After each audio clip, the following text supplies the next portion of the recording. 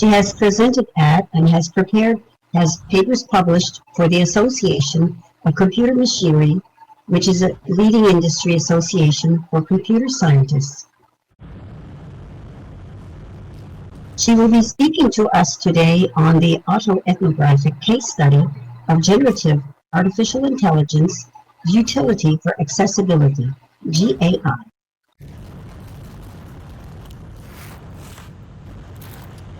I would like to ask the audience to please hold your questions and comments till the end of the presentation and not interrupt our guest speaker, who is new to Second Life.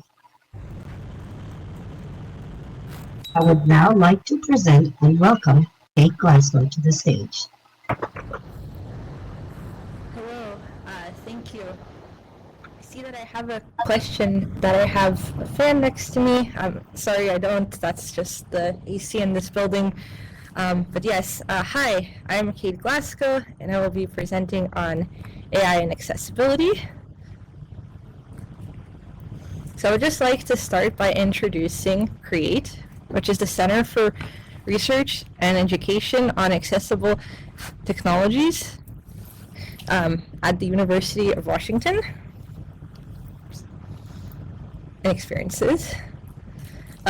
CREATE's mission is to make the world more accessible through technology, and we do this through education, research, and translation.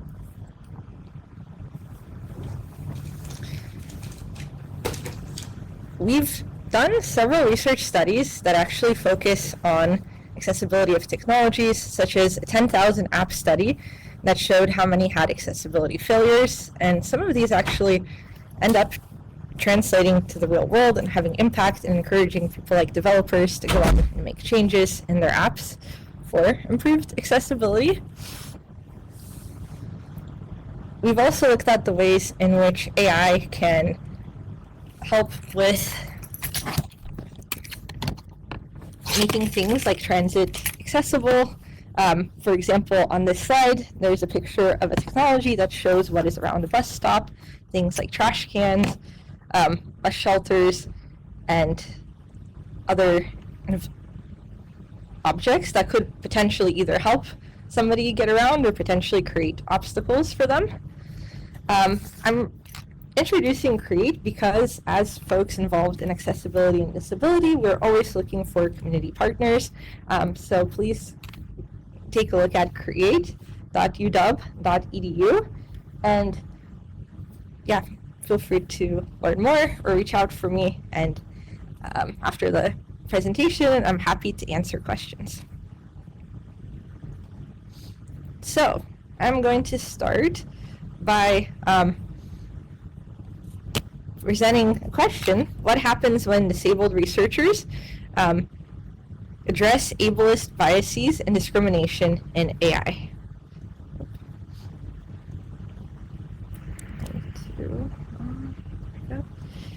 So the name of the presentation is Disability and Accessibility in the Age of Generative AI. I'm Kate Glazko, a PhD student at the University of Washington, Seattle. My research is in accessibility AI, HCI, and I have 7 years of industry experience. So I've been working in roles such as software engineering at companies like Bluescape, Mozilla, and Toyota Research.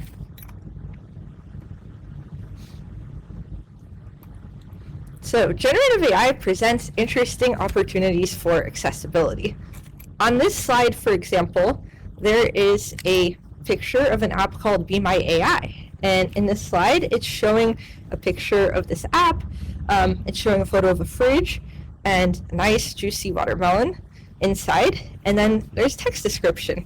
And so generative AI, in this case, is providing a visual description of something, a fridge, and bringing it out in text. And in the past, apps like Be My AIs leverage community efforts and volunteers to do similar things. But using generative AI, people can now have access to these technologies that promote accessibility on demand.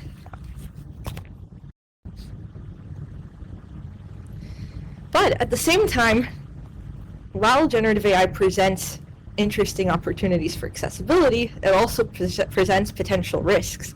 So on this slide, you can see a photo, and the prompt that was given actually for this was a group of people with disabilities looking happy, but not at a party, including at least one blind person, one person wearing a hearing aid, one person using a cane, and one person in a wheelchair, illustration format. And I guess besides, so this prompt was given to AI, to a platform called Midjourney, and we were asked, we wanted to ask to generate this image. But can anybody already tell? Are there potential, problems with this image, besides the obvious of not, being at a party, but they are? Feel free to put them into chat if you would like.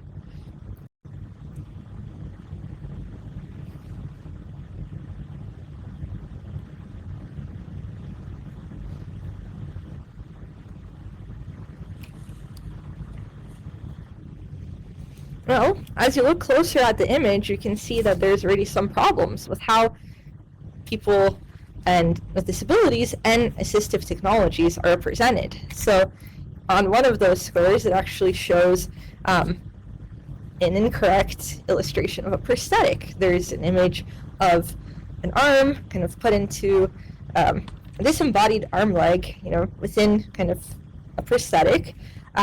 There's an incorrect illustration of somebody who's actually built into their wheelchair, bringing a new meaning to the word armchair, which is futuristic, but is not an accurate representation of our accessibility technologies available today. And there were many other problems that showed incorrect use of canes, such as white canes or regular canes. There were hearing aids that were not anatomically correct as well. And this is just one image. There's been actually a body of work that looks at the kinds of biases that are in generative AI. There's an interesting work that I can share after this presentation by one of my lab mates named Avery Mock, who found that a lot of the ways in which AI illustrates and portrays people with disabilities can oftentimes be biased, stereotypical, in portraying people with disability as alone, solitary, even horror-like. So that's kind of a brief look. But yeah, somebody mentioned, oh, it's interesting how one image can have so many errors. Yes, it comes to disability. So in this presentation, I'll be presenting kind of two works. One is a study that's a generative AI resume audit, and the second is a case study of generative AI and accessibility. And third, we'll wrap with a discussion of, can we fix it and what's next? But before we start, let me ask. Imagine you're a hiring manager evaluating resumes. You get an applicant who has a resume that looks like this, and you're looking at an awards section. It has some number of awards on it. So when kind of given this resume, and now you're asked to look at the second resume, which is identical to the previous resume, but now it just has 2 extra awards. Which resume is better? Which one would you choose? Drop in the chat if you would choose the first one without the 2 extra words, or drop in the chat if you would choose the current one that has these 2 extra words.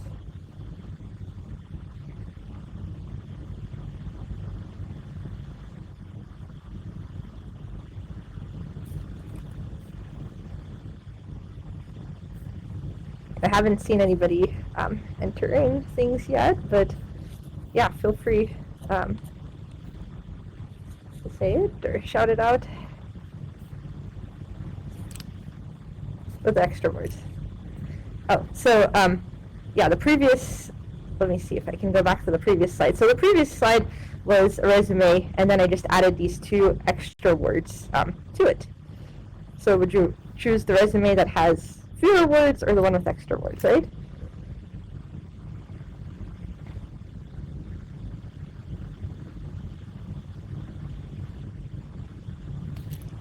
Extra words, somebody says, yes. So how about now if the resume had words that mention disability? You don't have to answer that.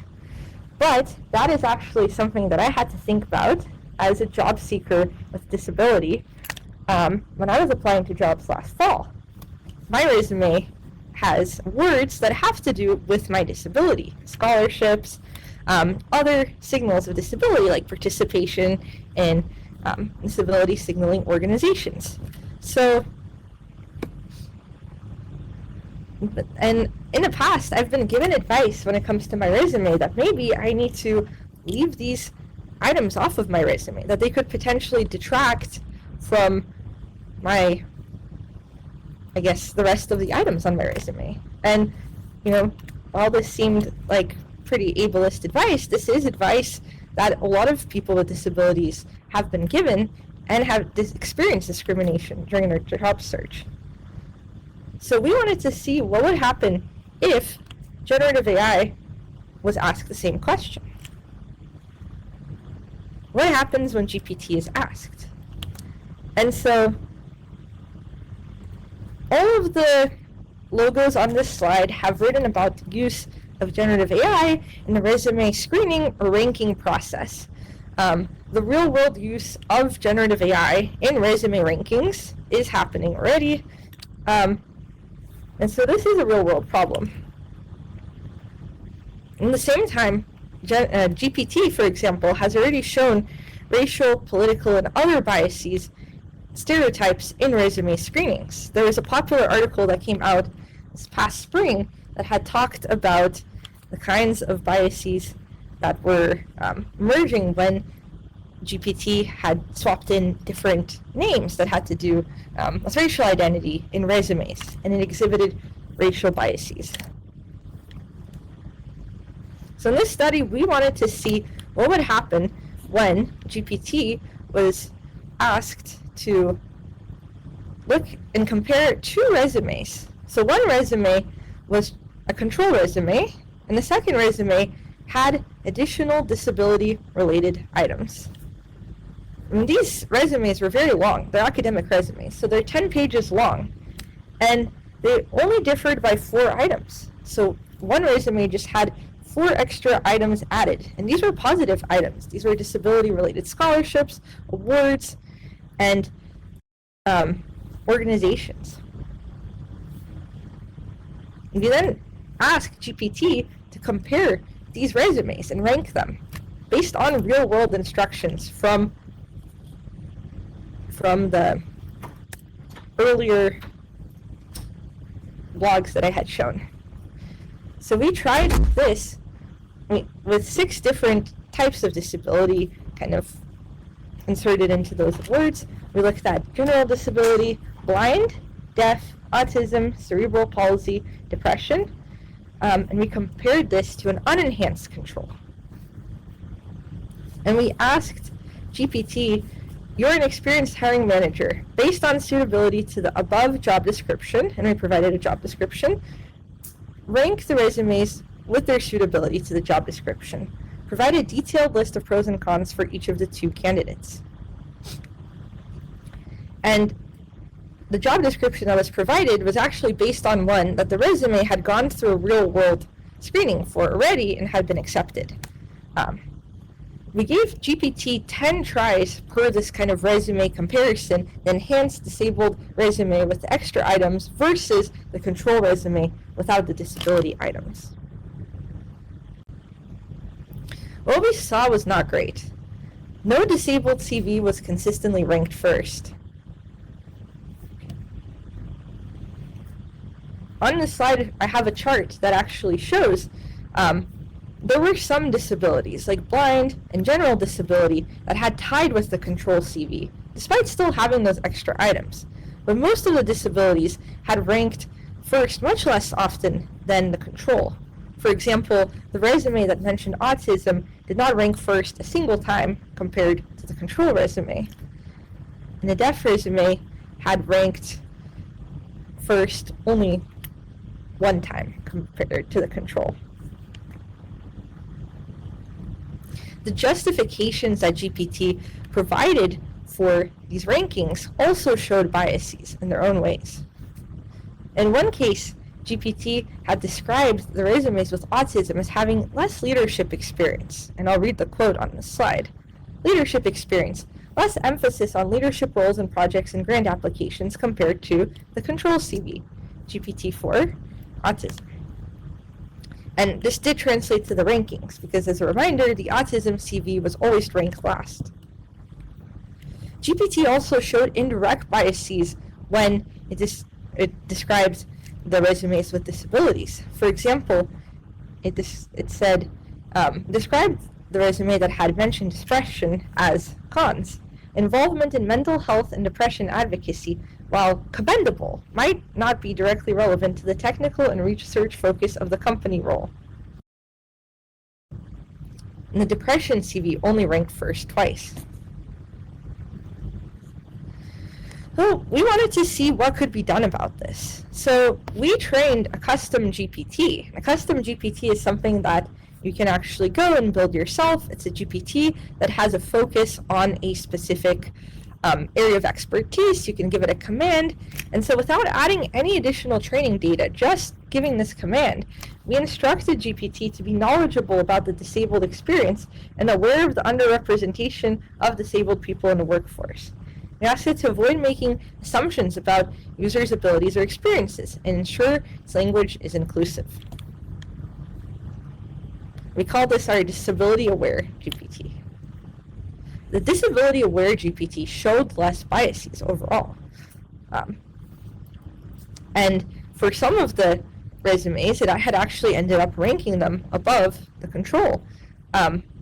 In this slide, I have a graph that shows that most of the resumes, including disability, deaf, cerebral palsy, and blind, had now actually been ranked first over the control more times. However, the depression CV had no change, and the autism condition CV had improved, but still ranked poorly. And sadly, while some of the CVs had ranked first more than half the time, the remainder was still not ranked first consistently. And that showed that additional work needs to be done. And humans must stay in the loop. Because if recruiters and people who are hiring candidates are using GPT out of the box, without these potential extra instructions or training, it's not really certain whether GPT will meet a company's culture or values in these types of real-world tasks. Using GPT for real-world tasks requires caution. GPT shows disability bias out of the box for resume screening and summarization. Training a disability-aware GPT improves bias with no added data. Disability-aware GPT could not improve all bias, but it remains for already stigmatized conditions like autism. So by now you might be wondering, well, is GPT good at anything when it comes to disability? And that's where I'll present our second study. And this is a 3-month case study done in spring of 2023. A team of 7 researchers, 5 of whom are disabled, came together to use generative AI tools to either address access needs for our disabilities or create accessible documents and media for others. We looked at several use cases of generative AI when it comes to this, and you can see all of them in our paper, but I will highlight some of them in our presentation. So on this slide, there's an image of 4 lavender crocheted huskies. These huskies do not exist. They were generated by AI. One of the use cases looked at was inclusive prototyping and making. So in this case, the person had used generative AI to kind of create concept sketches of things that they wanted to build and design in the real world. They described their non-AI sketches that they had done, impeded by conditions such as tremor, as rough and hacked together. They were not able to find existing designs in the colors and shapes they wanted, and they were not happy with their drawings. But AI was efficient, producing 4 different visuals from one prompt, and allowed them flexibility and choice in creating these prototypes. Another use of AI was for summarization and extraction. On this slide, there's an image of a phone that has a summary of a paper. And in this case, the author had described that every once in a while, the generative AI nailed the summary, but often gave me completely incorrect and ableist answers. In this particular example, the author had asked generative AI to summarize a paper that was about disability, that had the premise that people with disabilities should be consulted about their needs instead of their caretakers. Can you guess how generative AI had interpreted the paper? Well, as the opposite. In this use case, this did not meet accessibility needs because one would not be able to verify the summary without actually reading the original document fully. Another use case was for interpersonal communication support. So on this slide, there's actually a photo of a Gmail interface, and generative AI is actually built into Gmail now. You can have it write you an email, potentially summarize or shorten your own writing, and that's an image of that. But in this paper, there's an example that illustrated the experience of an autistic author who spent too much time figuring out if I should send a message or not. They describe socially rubber ducking. Social rubber ducking is basically a way of interacting with something, even if it's inanimate, to kind of get advice, or not to get advice, but to sort of speak your own thoughts out loud and maybe have a better idea of what you want to say. So in this case, described as social rubber ducking with an AI made me feel more confident than writing alone. However, that author sent the before and after messages, the ones that were not edited by AI and the ones that were edited by AI, to neurotypical friends. And the friends had actually preferred human written messages, but the autistic author had preferred the ones that were written by AI regardless, because it felt less pressure and sort of more support in terms of creating that communication. So in this example, it raised an interesting question of, when we're designing these systems, there could be multiple stakeholders in these outcomes. A disabled person, perhaps people that they're communicating with, may have different preferences and needs. That's important to keep in mind. Generative AI was also used for code production. In this case, one of the authors, who was blind, tried to generate a data visualization to show results from a hyperparameter sweep to identify the right sets of parameters to train the LDA model. He found it helpful. He could validate and fix the code non-visually, but not its visual output.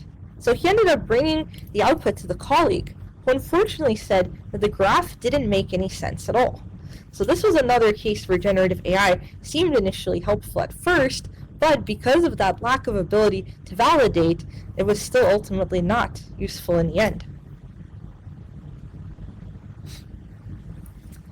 Then we had examples of using generative AI to make things more accessible for others. And this was actually done last March, so perhaps it has come some ways since then, but at that time, generative AI was asked to generate a chart, and by default, it was not accessible.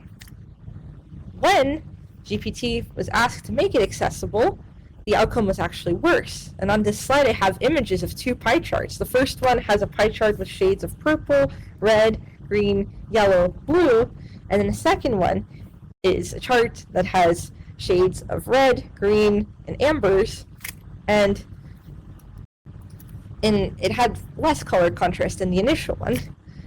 In one of the iterations of trying to get ChatGPT to produce its accessible colors, it described its resulting palettes as being the most contrasted pair possible and suitable for all forms of color blindness, and describing them as moreover naturally printer friendly, which may not have been relevant in this context. But so there were some issues with getting generative AI to produce accessible colors for data visualizations.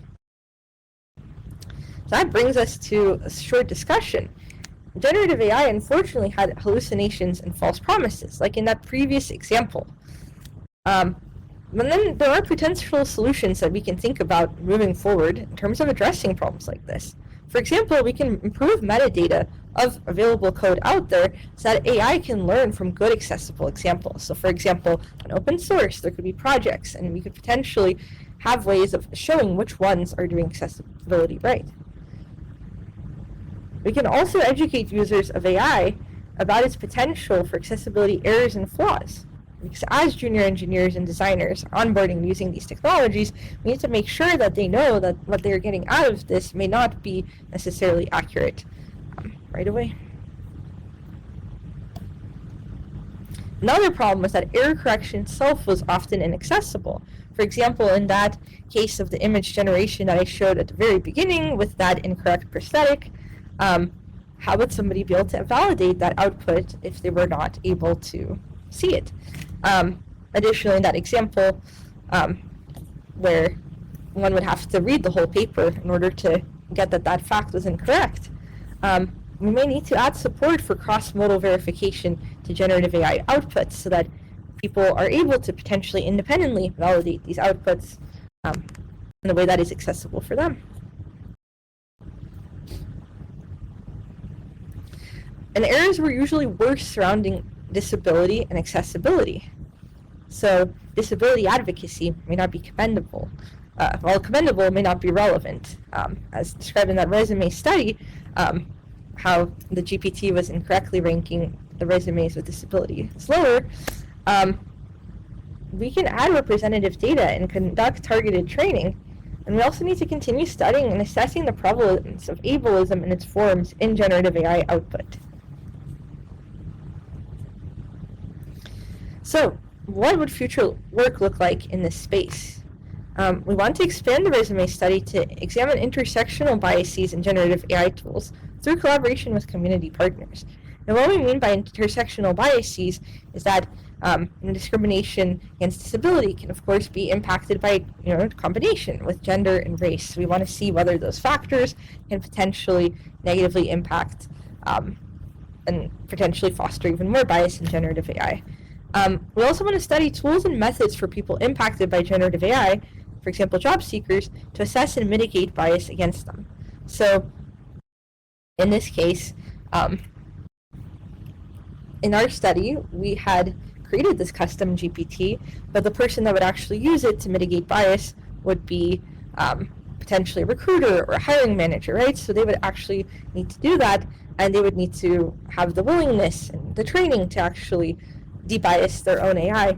We're studying methods for people like job seekers to potentially be able to preemptively avoid bias in the job search.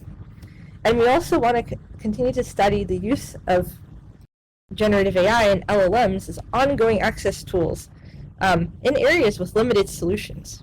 For example, making, as in that example with the concept sketching. So, everyday uses of generative AI have biases, for example, resume screening and code generation. But generative AI can also improve accessibility. Generative AI use is inevitable, but responsible generative AI use is the future that we want. If you have any questions, please contact me at glazko@uw.edu. On this slide, there are 2 QR codes that link to the papers that I discussed in this presentation. Thank you so much. We can turn to questions soon, but I do want to also give a few discussion points. Maybe folks can talk about, do you use generative AI or AI tools in your life and work? If so, does it help you meet your needs? Does it make things easier or harder? And how can we build AI tools that foster agency and inclusion? How do current tools or mindsets around AI honor nothing about us without us? And how can we make AI more inclusive? Thank you for listening to this presentation. I look forward to hearing your discussion. And yes, I'm going to turn around now. Thank you.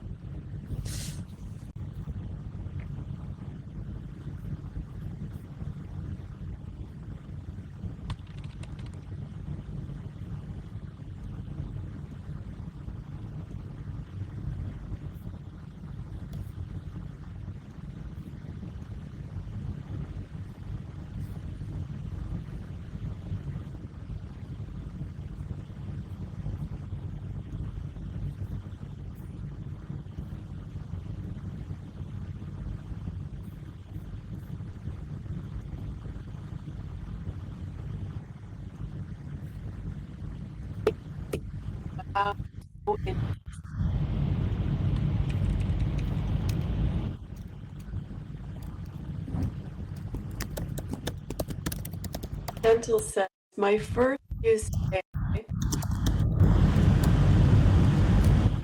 it has several inaccuracies in it about Eric has asked the question, creating a high quality data set for ML training is a big job. A lot of companies seem to try to rely on synthetic data. Right in thinking that this would only reinforce biases and mistakes in any model trained on synthetic data.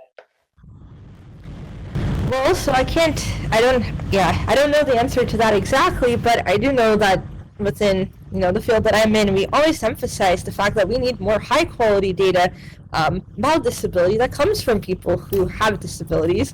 And the big question is, how can we get more of it, right? So I'm not sure that synthetic data would meet those needs. But the best kind of data that we can get would actually be from people with disabilities.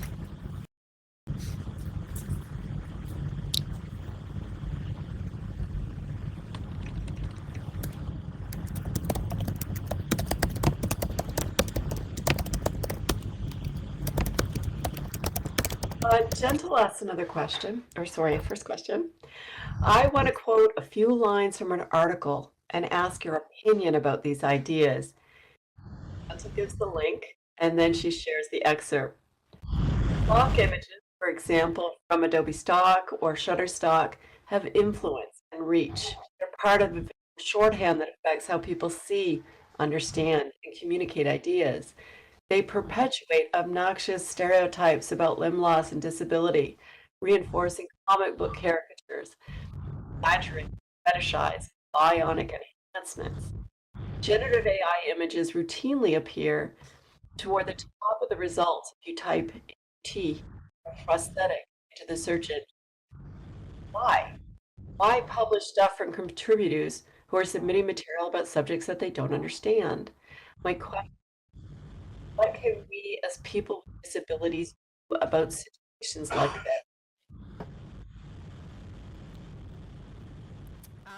So what you can do, and I was told this by folks who have industry experience, the best thing you can do is actually reach out to companies. Sometimes when you see feedback forms, for example, for a website or a technology, you think, hey, if I fill this out, is anybody actually going to see this and respond and do something about it? I was given the advice that yes, companies will look at it, and if we continue sort of, I guess, providing this feedback, that will raise awareness and attention about the subject, but also those of us doing research and otherwise should be taking time to study and continue to study issues like these and hopefully share them outside of just the research scope, but also in the general community and in areas where there are makers. So if you're a researcher, potentially instead of going to only academic conferences, you can go to industry conferences, share your work with the folks that are actually working on these models, and make these kinds of issues more known and talked about. Okay.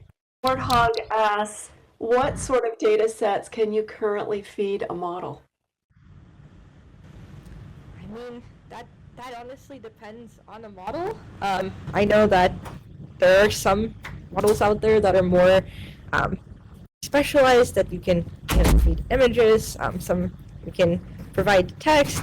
There's many different ways to train models, and I can certainly send some of those resources later. I do want to emphasize that in my study, we did not actually add data. All we did was update its directive by updating sort of this very detailed prompt. For the technology that I was talking about in the study, the custom GPT, that one, when you're building it, it does allow you to add some images or documents as training data through the web interface.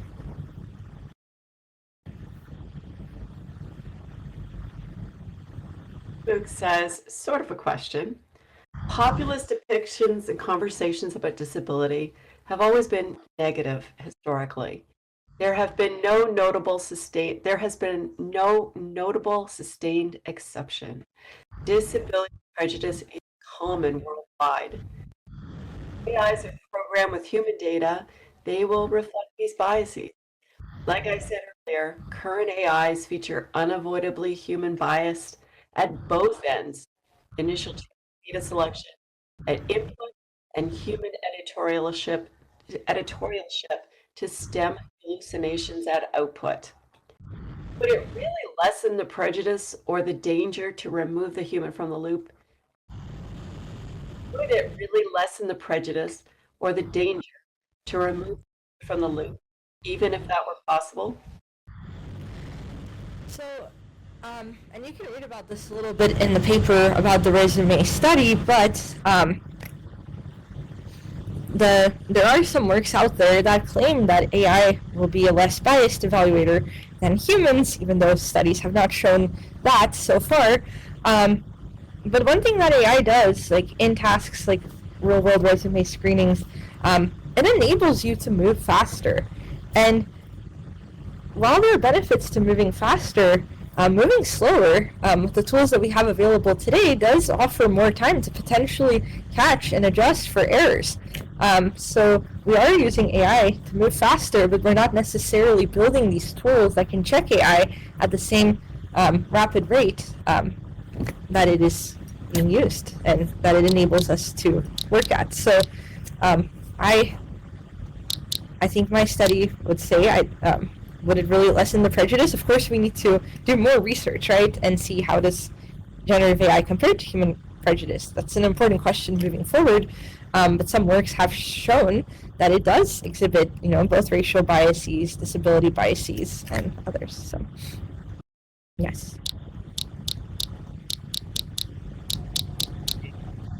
Roxy says, AI doesn't have eyeballs. It can't understand what color blindness is if it cannot see color itself. We need to train it to understand what these terms mean and perhaps work on models that can identify what that means to the computer better. Would it be of interest to create a model that is trained to understand these issues, or have a model created that is restricted from have a model that is created that is restricted from understanding certain colors so that it can talk from a space of understanding the inability?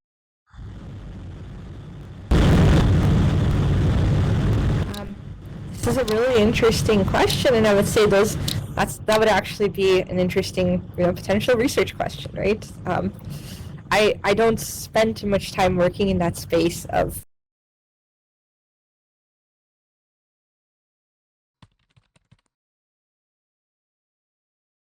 Kate, I think we lost your microphone.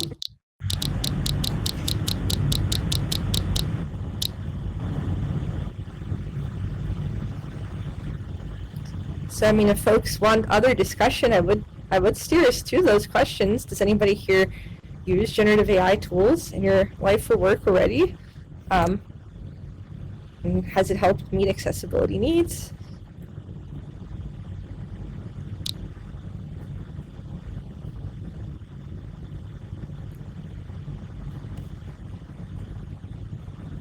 Warhawk says, where would you find the army to train it and then convince consumers to use it versus other sources?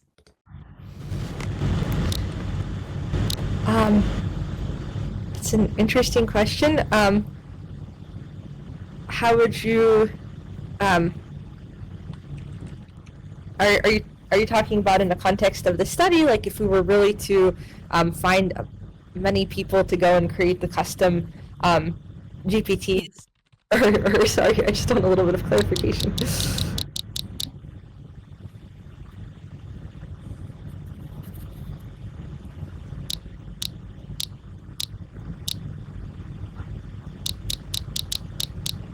Warhawk, while you're adding that, Kate Renaissance says, in Windows 11, it will ask us if we want to use special skills for the mouse, view, or keyboard. And Warthog did say that the above question about training is about your own model. Oh, okay. So yeah, that is a good question. I honestly don't have much research experience in that space of training models from scratch. My research was done on these black box models like GPT that have already been, I guess, built up and trained. I do know that there are, I guess, gig jobs out there being created for humans to train models, but yeah, that is a really good question. Yeah, somebody actually put people in less industrialized nations are often used to annotate data sets for low wages, sadly. Yeah, that is also something I've heard.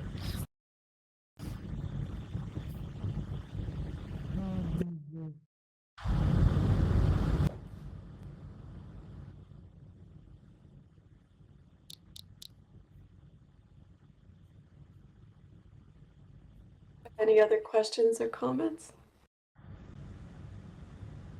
And I would love to hear if anybody has ideas on how we can build AI tools that foster agency and inclusion. I think sometimes the problem we see is that these AI tools and AI companies come out, and you go and see, is anybody there potentially specialized in accessibility, or are they hiring folks with disability, right? And folks with disabilities are still underrepresented in areas like computer science and AI. So that's definitely a question that I have that I would love to get any thoughts on.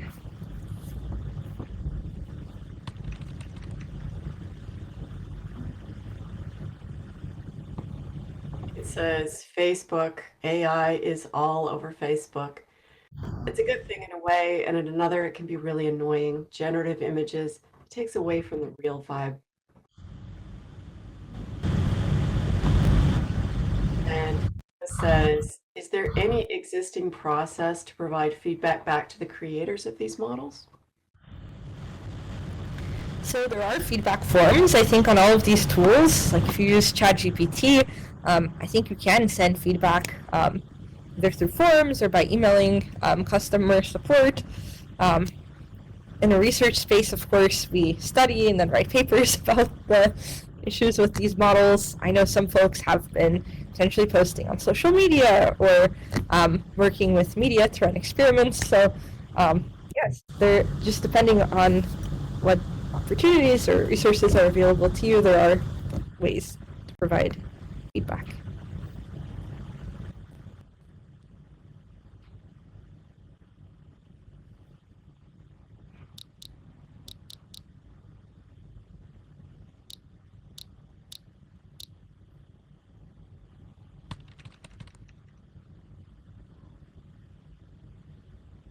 Gentle is asking, this is a question to the audience.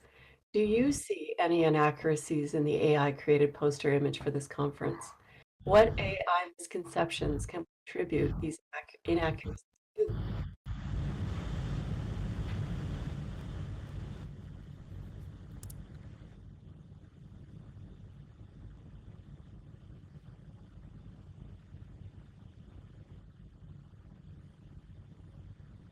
I have a question. Did it actually generate the text as well? Because if it did, that's pretty impressive. I know even a while ago it was struggling to, sometimes you asked it to create an image of a word, there would be some errors in the spelling or in the letters.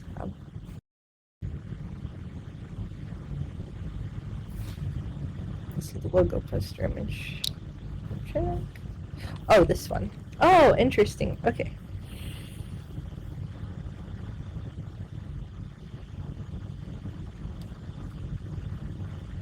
Image in the chat.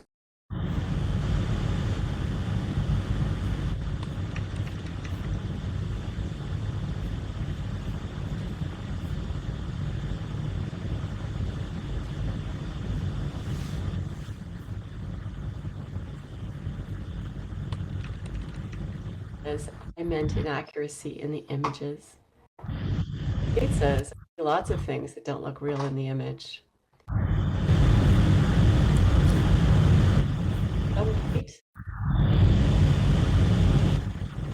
I mean, I'm looking at, I see the if you look at the chairs, some have, wheels, some don't. There are there's some technologies in image that I'm not exactly sure what they are. I think next to the person with long hair, there's something next to them. I'm not sure exactly what it is by their arm.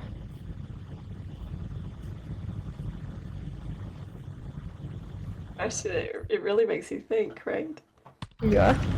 It says the wheelchair looks like a computer desk with a cord, but nothing more than that.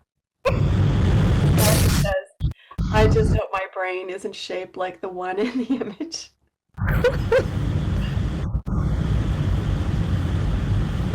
Looks like alien brain scan. And it says the lady with glasses has funny buttons at the end of her braids. I was wondering if they were microphones, lol. Gentle asks, how did the AI learn to draw things like this?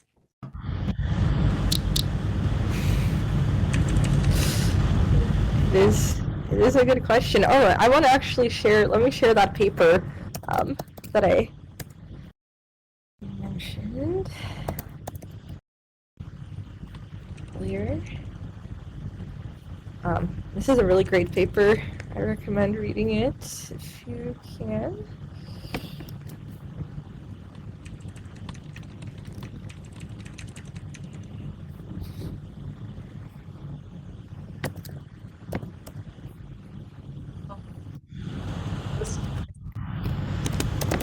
Comments, following up on Gentle's question, Mook says, we have a plant floating 8 inches from its phase.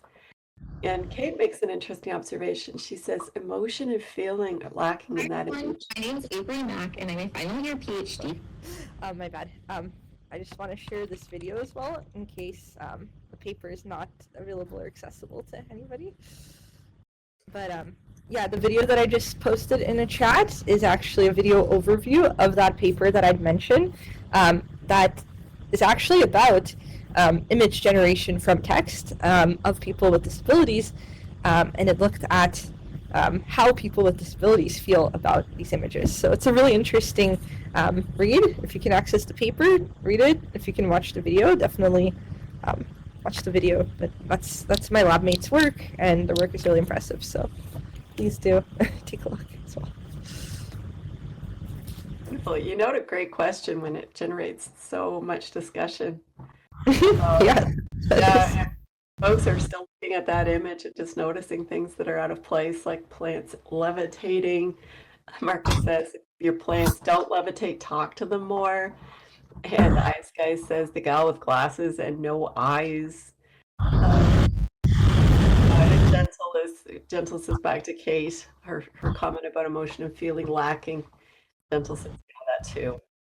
Valencia says, I asked the AI from Microsoft to make a monogram of my name, and it took several times before it spelled it right.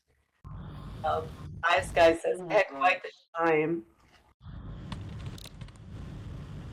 Ice Guy says, I had quite the time trying to get the AI to produce the graphic I wanted.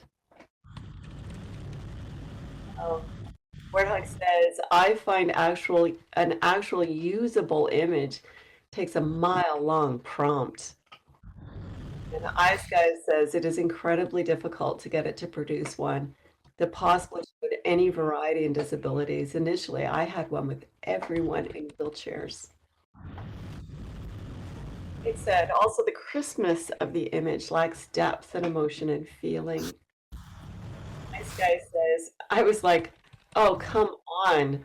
I thought this was very illustrative of the challenges of utilizing AI. We have a long way to go. Yes, I agree. And it's important that we keep, again, using AI, finding these issues, talking about them, bringing them up, and discussing why they're important, right? Because some people might say, well, does an image matter? And yes, it does. When it's your representation, yeah.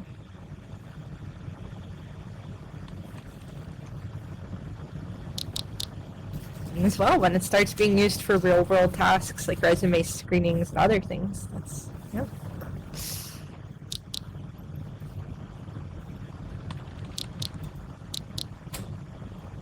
You're both agreeing with Ice Guy. Ice Guy says, I hope people had a good laugh. Alien brain indeed.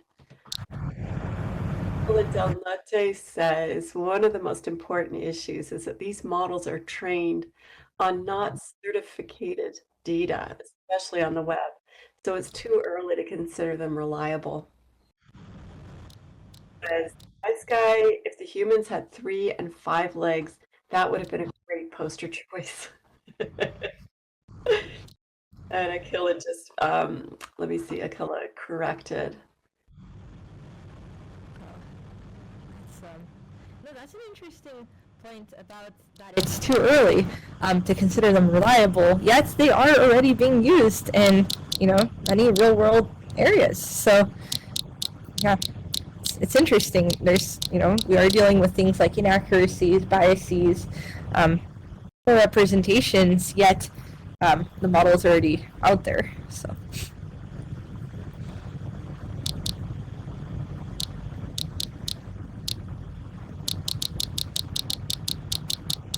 Out there, and I guess it's a good idea, I think, too, with the misconceptions. For example, IDRAC says there was one output that had a woman seated, two legs together, and a third crossed over. Horrible. LOL.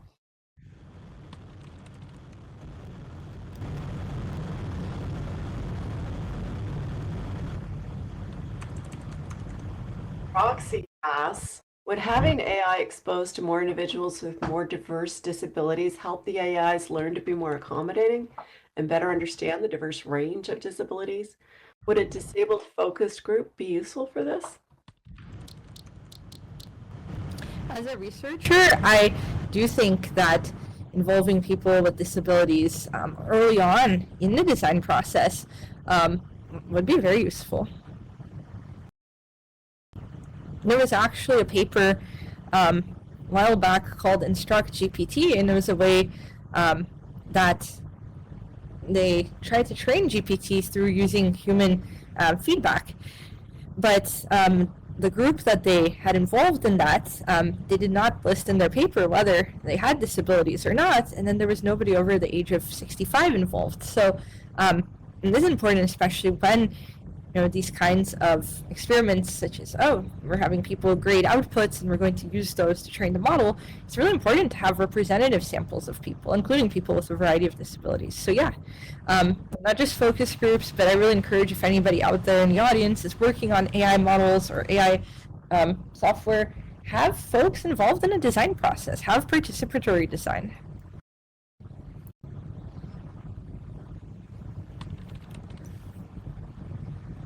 We've got to learn to give them the right reliability. And Luke says, for the world, public AI is a fascinating new toy. As says, graphical text, fingers and toes, even eyes behind glasses are still difficult for AI in generating visual output. It says, the bias problem in general, not only related to disabilities. Yes, like I mentioned, there are already evidence of it having racial biases, gender biases, and emerging research is starting to look at intersectional biases in generative AI. So there's a lot of there's a lot of areas that we both need to pay close attention to, but also again focus on combinations of biases. Does that bias get worse, for example, if it's both a combination of disability and race, or something like that?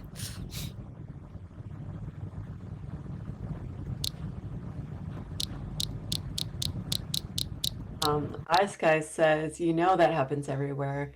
That happens everywhere. Games by developers who never think about the people with disabilities needing accessibility from day one.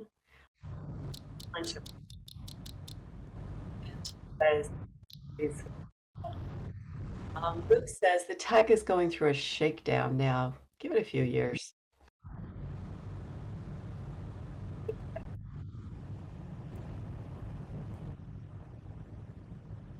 I see it's getting better, but still a ways to go.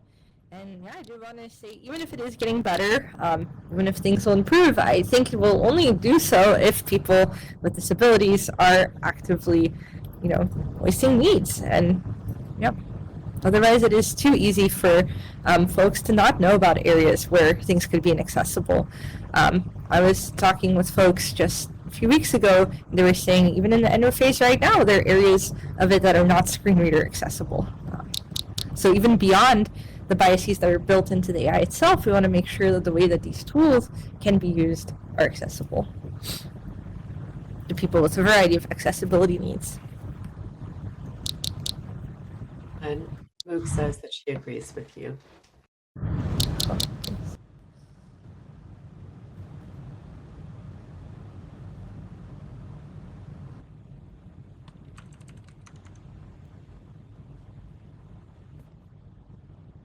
Anna says, I don't understand why they would not involve people with disabilities in their experiments when those experiments on AI relate to us anyway. And Ice Guy says, there are 70-year-old guys wanting to play Mech Warrior 5 and are having a devil of a time because they can't hear their squad captain, whatever that is, giving them orders.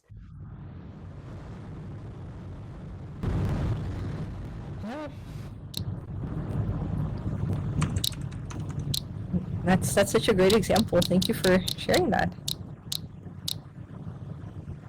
Ice Guy says, don't assume an old person can't do things. They just need a little bit of assist.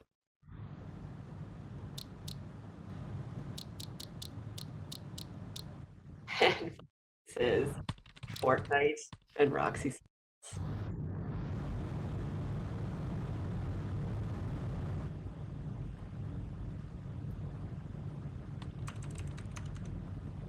Lintel says, Anna, maybe we are invisible to them.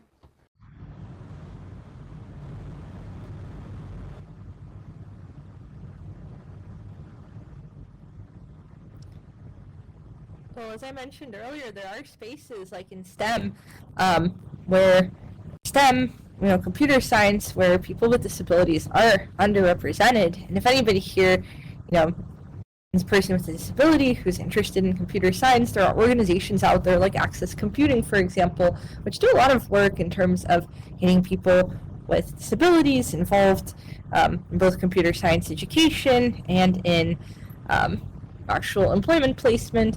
And the thought and goal is that as more people with disabilities can participate in these spaces to begin with, perhaps that will start to change. And organizations, like how I mentioned at the beginning, like CREATE, we do, for example, work with community partners, and that is really essential work. And I'll drop the link for CREATE in case anybody's interested in learning more and essentially joining. By bringing community partners in and working with students, we're enabling the training of the next generation of industry engineers and researchers to have awareness of accessibility and to actually have passion about it.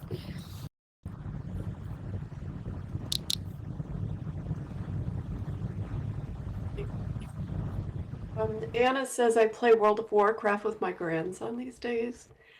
Following conversation with video games. Oops, said, Anna, there are governmental agencies and panels in the UK making nationwide decisions for people with disabilities, which do not have a single person with a disability on the decision board. It is all political economics.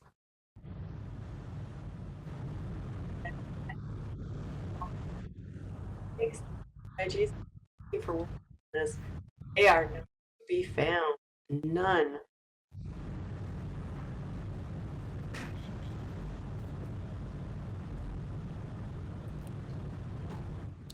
Okay, we are getting close to the bottom of the hour. Any other comments I can throw in there before we wrap up? Thank you so much.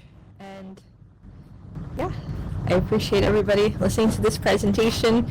I'll drop my email in the chat just in case anybody wants to reach out. I'm happy to continue discussions.